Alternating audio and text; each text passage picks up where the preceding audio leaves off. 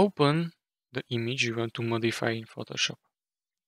Select the Magic Wand tool from toolbar on the left side of screen.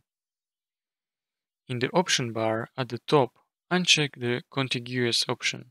This ensures that Magic Wand tool selected all areas with the same color, even if they are not connected.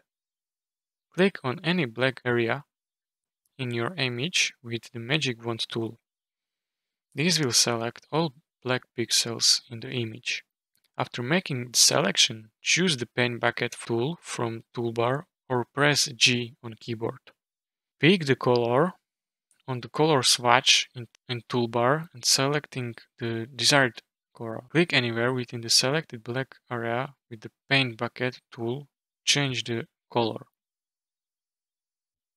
That's it. If you found this tutorial helpful, please consider subscribing and liking the video.